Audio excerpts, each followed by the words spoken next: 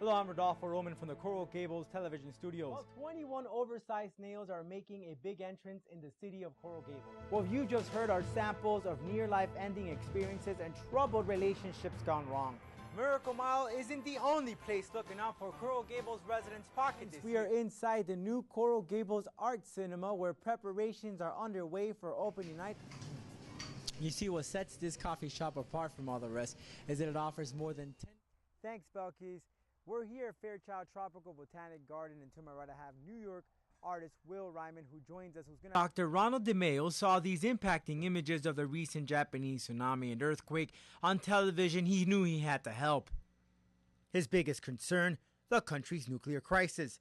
I looked at their protective clothing, of course, since that's my industry, and I noticed that they were wearing these paper suits, and which have absolutely no capability whatsoever in reducing ionizing radiation.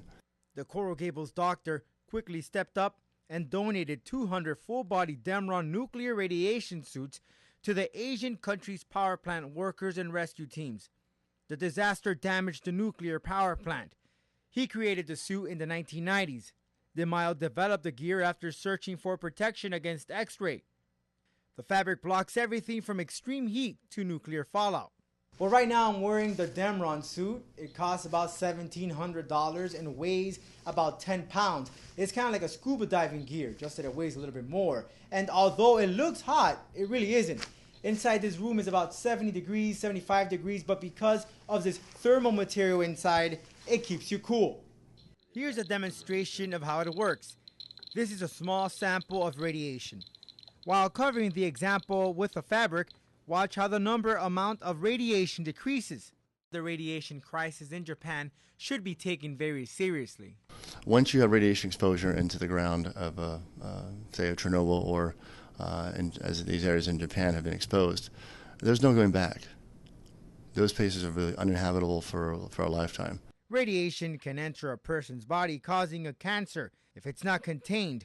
Perhaps I think the silver lining in this whole issue is that I think it brings awareness to the dangers of ionizing radiation. In the future, he plans to donate more suits. Consumers averted the long lines caused by Black Friday and instead decided to shop on Small Business Saturday. Here on Miracle Mile, shoppers took advantage of the great deals which helped the sluggish economy. Michael Joseph looked at different dresses for his lady friend at local business Rene Ruiz Designs.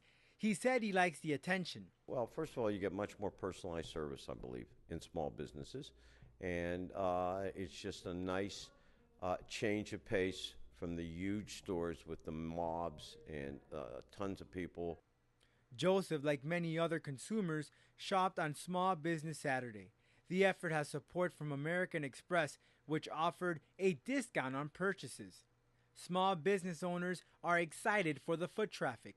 Small business like me, the employ and manufacture things in America and the community, help with the development of our own community. Local stores is what drives the economy, said Mark Throwbridge of the Coral Gables Chamber of Commerce.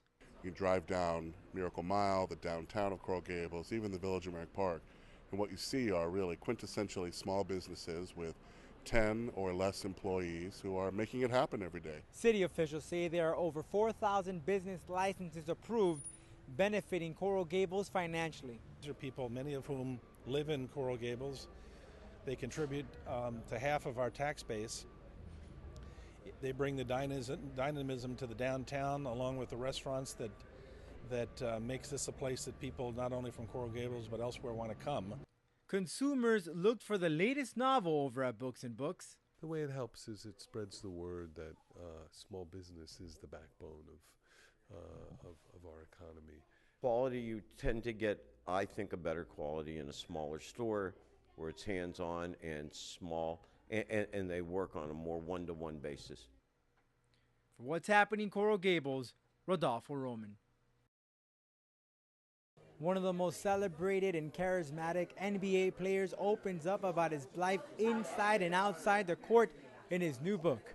Basketball fans swarmed Books and Books in Coral Gables to meet the big fella, Shaquille O'Neal. The former Miami Heat center was in town promoting his new book, Shaq Uncut. I read his book in the line, and I can really relate to him now, and He's just really cool and awesome. O'Neal autographed books, shook hands, and took pictures with fans who couldn't wait to read about his life.